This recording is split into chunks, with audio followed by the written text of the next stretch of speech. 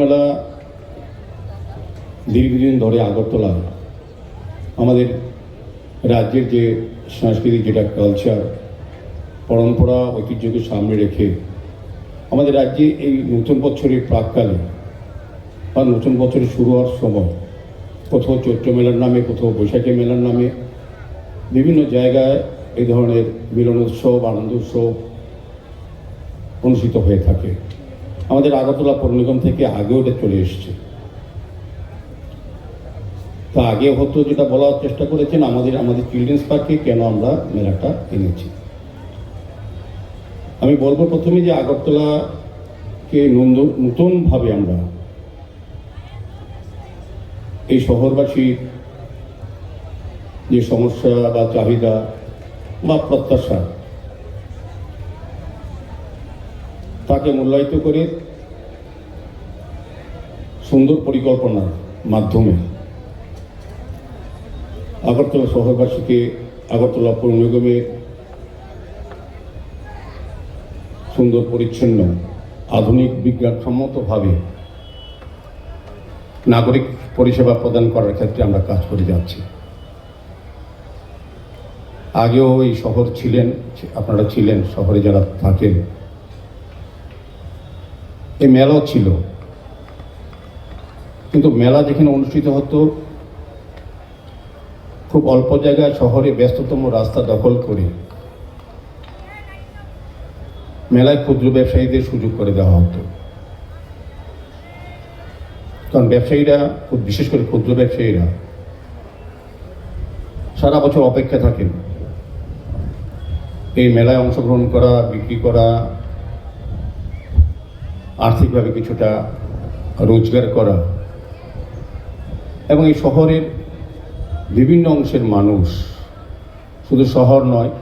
আগরতলা বাইরে থেকেও অনেক ক্রেতারা, বিশেষ করে মহিলা ক্রেতারা আসেন এই মেলায় অংশগ্রহণ করে। এটা একটা আনন্দ, এটা যে জিনিস কিনবে শুধু না, অনেক লোকের সঙ্গে দেখা হয়, আলোচনা হয় এবং ক্ষুদ্র ব্যবসায়ীদের সহযোগিতা করার মনোভাব নিয়ে অনেকে মেলায় তাদের প্রয়োজনীয় বা অপ্রয়োজনীয় জিনিস অনেক সময় ক্রয় করে। কিন্তু আমরা লক্ষ্য করেছি যে মেলাকে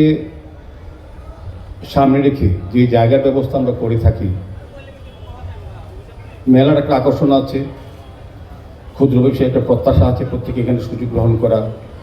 কিন্তু রাস্তা দখল করে তাদেরকে বেশি সংখ্যায় আমরা সুযোগ করে দিতে পারিনি।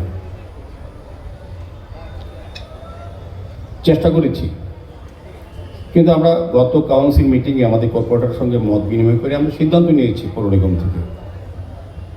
যে এবারে মেলাটা আমরা স্থানান্তরিত করবো চিলড্রেন্স পার্কে, যেখানে সবসময় মেলা হয়ে থাকে, মানুষের একটা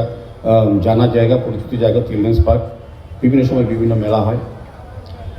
তা আমরা চিন্তা করি যেহেতু শহরকে আমরা যানজট মুক্ত করব, শহরকে পরিচ্ছন্ন রাখব, দূষণমুক্ত রাখব এবং জঞ্জাল মুক্ত রাখব, সেটাকে সামনে রেখে আমাদের পরিকল্পনা হচ্ছে না শহর যেহেতু আমাদের স্মার্ট সিটি মিশন, পূর্ত দপ্তর, নগরায়ণ দপ্তর এবং পৌর নিগম সারা শহরকে নতুনভাবে নিকাশি ব্যবস্থা, আলোর ব্যবস্থা,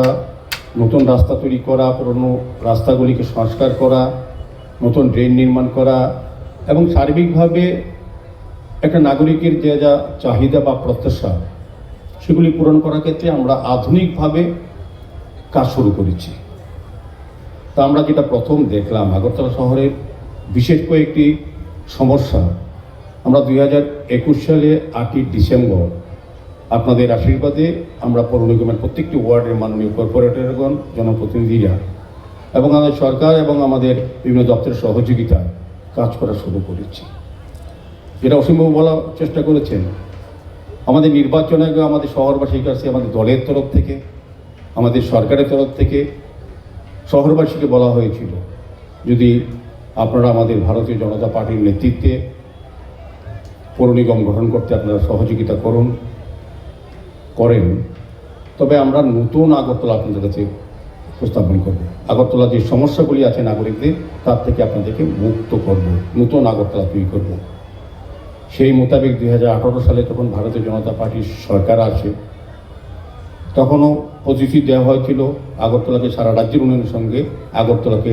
যুক্ত করা হবে, নতুন আগরতলা, পরিণত আগরতলা, মানুষের চাহিদা